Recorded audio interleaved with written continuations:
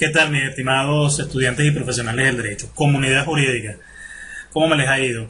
Les saludo nuevamente desde aquí, desde el Instituto de Formación Jurídica Simón Rodríguez, el doctor abogado Mauri Rojas. Miles de bendiciones para todos ustedes, siempre bendecidos por la mano de Dios. Hoy continuamos con la temática relacionada con las fórmulas alternativas de la prosecución del proceso penal. Muy especialmente les voy a dialogar sobre los acuerdos reparatorios, una de las instituciones procesales, una de las figuras jurídicas dentro de nuestro ordenamiento jurídico de orden adjetivo venezolano, los cuales requieren, por supuesto, para cristalizarse de un acuerdo y que valga la expresión entre el imputado y la víctima. Todo esto, por supuesto, con ocasión de haberse materializado, haberse registrado la existencia de un hecho punible que directamente recaiga, y comenzamos directamente con los énfasis, directamente que recaiga sobre los bienes jurídicos disponibles de carácter patrimonial o, en los casos de los delitos culposos, que no hayan causado la muerte o afectado de forma permanente y grave la integridad física de las personas. Por supuesto, todo esto homologado por el ciudadano juez, previa opinión del representante del Ministerio Público. Me estoy refiriendo claramente a la Fiscalía. Ahora fíjense bien ustedes, todo lo que concierne, todo lo que abraza directamente los acuerdos reparatorios representa incluso una innovación procesal. ¿Por qué les digo que es una innovación? Porque entre las distintas figuras que se introdujeron con la puesta en marcha del vigente Código Orgánico Procesal Penal, se encuentra directamente la figura de los acuerdos reparatorios. Antiguamente no estaba muy bien plasmado ni incluso definido. Nuestra vigente normativa sí lo establece. Y los acuerdos reparatorios, básicamente, como se los había comentado, vienen a constituirse en una novísima, claro está, estamos hablando de un Código Orgánico Procesal Penal que ya tiene algunos años, pero todo esto ya presenta una institución dentro directamente del ordenamiento jurídico adjetivo venezolano y que se encuentra establecido directamente a partir del artículo 41 del Código. Este instrumento procesal requiere, óigase bien, requiere para poder cristalizarse de la institución o de la comisión de un hecho punible que recaiga, como ya se los había comentado, sobre los bienes jurídicos patrimoniales de orden patrimonial o en los casos de delitos culposos. Fíjense que hay dos formas únicas en las cuales usted como abogado defensor, usted como parte en el proceso puede hacer la solicitud de un acuerdo reparatorio. Cuando existen los bienes patrimoniales objeto de la disputa, objeto de la acción, objeto de la afectación o de delitos culposos. Todo esto, por supuesto, siempre y cuando no se hayan causado la muerte al afectado o en forma permanente y grave la integridad física de las personas, que estos no hayan generado un tipo de afectación de la forma como se les está presentando, ¿no? Y por supuesto representan esto los acuerdos una especie de autocomposición procesal de orden material, porque no concluye inmediatamente el proceso, pero sí da inicio a ese proceso de finalización. Es el inicio propicio para ello y lógicamente tiene que estar representado, tiene que estar protagonizado directamente por el imputado y por la víctima, y de la misma manera participa el juez activamente, el juez de control. ¿Cómo participa el juez? A través de la homologación, previa opinión, reitero, del representante del Ministerio Público, y solo requiere que el acuerdo reparatorio haya sido presentado, y estas son algunas características, libre de todo apremio y con pleno conocimiento de los derechos que se involucra en el mismo, para ambas partes por igual. Recuerden ustedes que el acuerdo reparatorio representa una acción consensuada, un hecho materializado de manera espontánea y lógicamente que se presenten directamente ante el juez de control. Estos acuerdos reparatorios básicamente permiten que se produzca un arreglo completamente, determinantemente concertado, reitero, entre el imputado y la víctima, con el único objeto de obtener una decisión judicial a través de un procedimiento penal un poco más expedito, diría yo, mucho más rápido, y evidentemente económico para el proceso, para las partes incluso, lo cual por supuesto permite reducir el alto índice de retardo judicial que refleja actualmente nuestro proceso penal venezolano. Sin embargo, tengan ustedes presente que para la solicitud abiertamente de los acuerdos reparatorios, de la materialización de este, debe tenerse bien claro cuáles son los bienes jurídicos disponibles de carácter patrimonial. ¿Cuáles son? ¿Qué representan los bienes de carácter patrimonial para el proceso? ¿Cómo lo concibe? Fíjense que la idea de un bien jurídico es una de las nociones fundamentales y al mismo tiempo una de las piedras angulares directamente de la ciencia criminalística, que muestra no solamente el objeto de la tutela penal, sino también la verdadera esencia del delito. Por supuesto, si formalmente el delito es una violación de la norma jurídica, sustancialmente consiste todo ello en la ofensa al bien que se está tratando en la norma y que por supuesto esta trata de proteger. Ahora bien, para ser por supuesto más comprensivo el contenido de la norma en estudio, es decir, del Código Orgánico Procesal Penal, y partiendo de que el bien jurídico a que se hace referencia directamente es la propiedad, comparto un párrafo interesante directamente que extraje de la Enciclopedia Jurídica Omeda, el cual cita que el bien, óigase que el bien objeto de protección del derecho implica una abstracción. ¿Por qué? Porque es un concepto completamente generalizante. Estamos hablando de un interés directamente que representa el interés del medio genérico tenido en cuenta por el ordenamiento jurídico cuya lesión constituye el contenido material del injusto. Es decir, cuando hablamos del bien jurídico patrimonial, nos estamos refiriendo a todos aquellos elementos, a todas aquellas consistencias directamente de orden abstracto. Puede ser considerado, por supuesto, cada uno, pudiera ser considerado por cada uno de ustedes como bien patrimonial o un inmueble o un bien mueble. Todo dependerá de la forma como usted lo pueda no solamente visualizar, sino también entender y, por supuesto, la forma como lo argumenta directamente ante el ciudadano juez de control. El bien jurídico puede presentarse o puede entenderse directamente de muchísimas maneras. Puede presentarse directamente como un objeto de protección de la ley o como directamente un objeto de ataque contra el que se dirige el delito. Y por supuesto no debe confundirse con el objeto de la acción. Y esto es interesantísimo que se tenga siempre presente. Pertenece directamente a un mundo sensible de percepción, de interpretación. Y siendo el ejemplo más común en todo ello es el hurto, donde el objeto de la acción, donde el objeto de la acción es la cosa sustraída y el objeto de protección es la propiedad. ¿Cuál es la propiedad? Voy a dejarles eso de tarea a interpretar, mis estimados profesionales. Debo incluso hacer mención que la disponibilidad a la que hace referencia directamente los acuerdos reparatorios viene dada muy puntualmente por el objeto de protección y no por el bien material objeto de la acción. Por supuesto, es importante tener pero muy claro que para los efectos de la institución en estudio, es decir, los acuerdos reparatorios, no es otro que la propiedad. Se protege la propiedad. Se protege la propiedad, no otra cosa. Por supuesto, mención especial hace la expresión exclusivamente.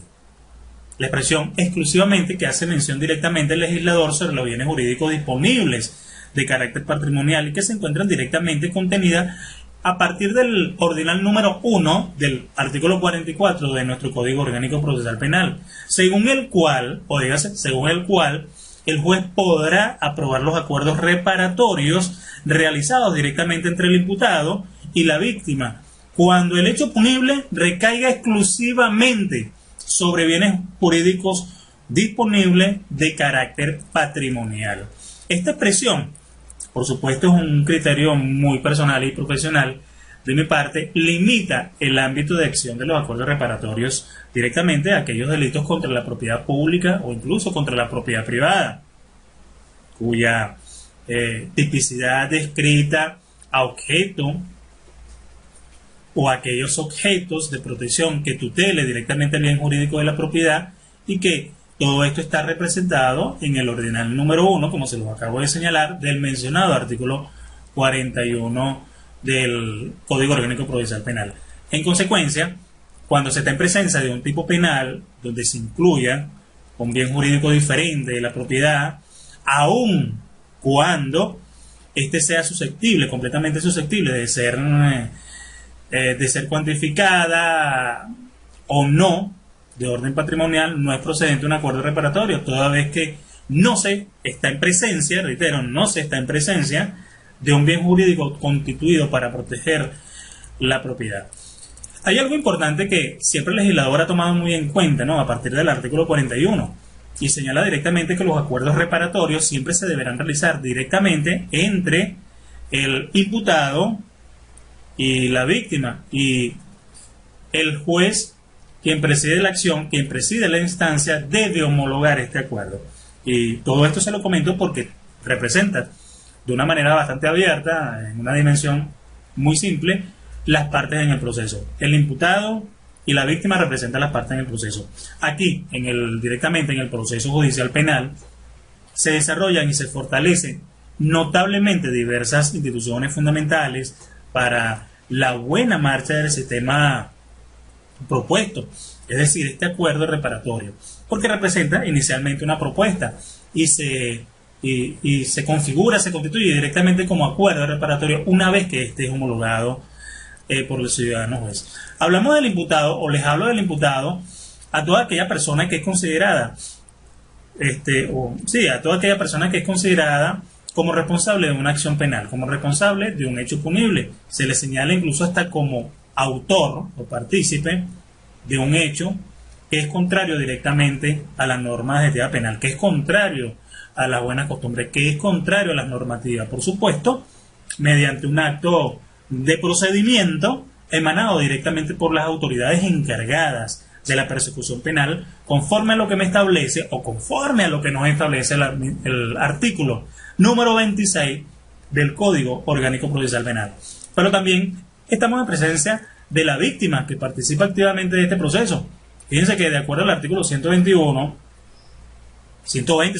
del Código Orgánico Procesal Penal, esta es considerada toda persona que directamente ha sido ofendida por un delito, pero que es una ofensa, que es un delito. Bueno, en este orden de ideas se hace imprescindible verificar las diferentes hipótesis que se pudieran presentar de conformidad con lo dispuesto directamente en el Código Orgánico Procesal Penal, y así se tiene, mis estimados, además de la persona directamente ofendida por el delito, la víctima.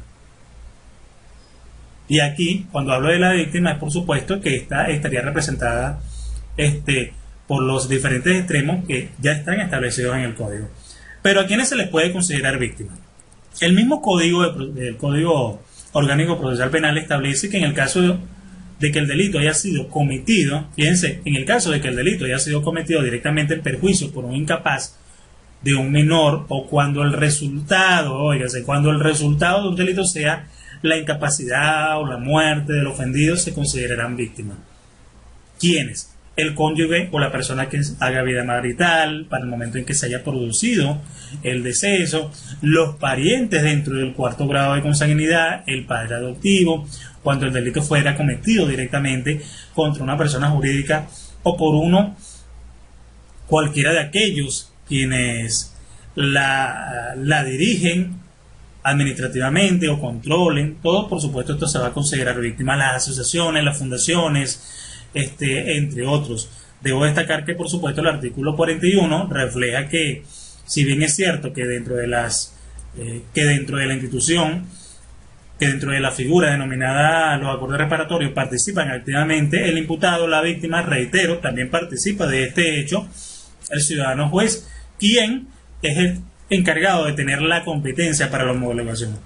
El juez competente para aprobar los acuerdos reparatorios en este mismo código directamente está representado por el juez de control, quien tomará en consideraciones de acuerdo a las máximas de las experiencias y, por supuesto, tomando muy en cuenta las disposiciones legales para la aprobación del mismo, decretará, homologará este acuerdo y pondrá fin al proceso judicial. Por eso es que también se denominan los acuerdos reparatorios como una forma de autocomposición procesal que pone fin al proceso. ¿Cuáles son las consecuencias de colocar fin al proceso de esta autocomposición? Por supuesto, la economía procesal de las partes, una justicia pronta, expedita, rápida, segura, de acuerdo directamente a lo que establece el código en sus diferentes disposiciones. Hay, por supuesto, otros elementos que pudiéramos incluso considerar y que guardan relación directamente con los acuerdos reparatorios, y es la acción civil. Acuerdos reparatorios y acción civil. Por supuesto que debo hacer especial mención que los acuerdos reparatorios básicamente constituyen una excepción a la regla. ¿Por qué? Porque en virtud de que los mismos persiguen y ponen fin a un proceso penal, también extinguen una acción pública que por naturaleza se encuentra presente. Todo ello, lógicamente, mediante una indemnización cuantificable de dinero fijada de mutuo acuerdo entre las partes involucradas en el hecho controvertido, en el hecho punible, aún en caso de delitos enjuiciables de oficio, sin que por ello, por supuesto, deje de ser pública la naturaleza de la acción y sin que el Ministerio Público deje de ser el titular de la misma. Fíjense que va más allá, no solamente hablamos de un acuerdo, de un convenimiento directamente entre las partes, y que está vinculado directamente sobre un hecho punible que recaiga directamente sobre los bienes patrimoniales o incluso sobre los delitos culposos, sino que también los acuerdos reparatorios se extiendan directamente a la acción civil, y por supuesto esto debe ser resarcido, esa lesión, ese daño, esa afectación debe ser por supuesto tratada de suavizar directamente con el pago de una indemnización monetaria que va a ser acordada directamente entre las partes. Entonces, los acuerdos reparatorios básicamente representan una especie de contrato que necesita para su validez inicial y de una manera obligatoria la obligación del juez competente, previa verificación de ciertos requisitos como se los acabo de señalar, ¿no? Y es una situación que se asemeja a su vez a una homologación en materia civil. Es de hacer notar que la institución en referencia no guarda directamente una relación con la acción civil, porque por supuesto todo ello va vinculado directamente a un delito acaecido. Pero si esto ha afectado directamente las acciones civiles de la víctima, también se extienden a ella, y el juez de control puede directamente generar su punto de vista, generar su criterio y manifestarlo en la sentencia, manifestarlo en la homologación. También, como uno de los efectos directamente de los acuerdos reparatorios, está la restitución de la cosa material del delito, la cual consiste directamente en la entrega del mismo bien que fue objeto material del delito, siempre por supuesto que sea posible realizarlo, en cuyo caso lógicamente el poseedor legítimo podrá directamente ejercer el derecho a la repetición contra quien corresponda, en el caso de que hayan sido haya sufrido directamente daños, deterioros, en caso de que la cosa hubiese sido completamente dañada. Entonces la restitución de la cosa material del delito básicamente consigue la entrega del mismo bien, pero en la misma forma en que fue adquirido directamente por el poseedor.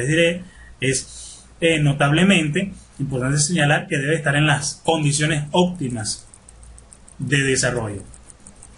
Otra de las funciones directamente de los acuerdos reparatorios es directamente la reparación de conformidad directamente con lo previsto en la legislación penal. Siempre voy a estar refiriéndome directamente a lo que establece puntualmente el Código Orgánico Procesal Penal, y aquí en la reparación esta procederá únicamente cuando fuese posible la retiración de las cosas, reparándose la pérdida, lógicamente mediante el pago del valor de la misma, y en este caso, en este sentido, en esta acción, el tribunal valorará directamente el daño atendiendo al precio natural de la cosa, siempre que fuese posible, por supuesto, el grado de afectación que tenga el agraviado.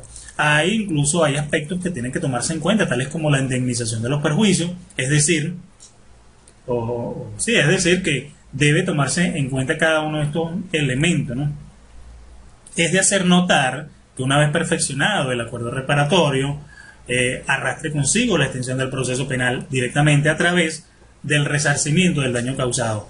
Todo esto, por supuesto, imposibilitando a la víctima para el ejercicio posterior de la acción civil derivada del delito, toda vez que Cuando el proceso se extingue, mis estimados profesionales, por la vía de los acuerdos reparatorios, se deben extender o se debe entender directamente resarcidos los daños. Entonces no hay posibilidad de que la víctima pueda generar otro tipo de acción judicial en contra del imputado si ya este acuerdo reparatorio fue inicialmente convenido entre las partes y seguidamente, concluyentemente, homologado directamente por el juez con competencia en esta situación. Entonces el artículo 41 del Código Orgánico Procesal Penal es bastante claro sobre la forma como debe solicitarse, artículo 41 y subsiguiente, por supuesto, sobre la forma como debe solicitarse, cómo debe materializarse, cuáles son los acuerdos que deben, los requisitos que deben estar presentes en los acuerdos reparatorios para poderlos hacer mención directamente ante el ciudadano juez de control y que éste estime,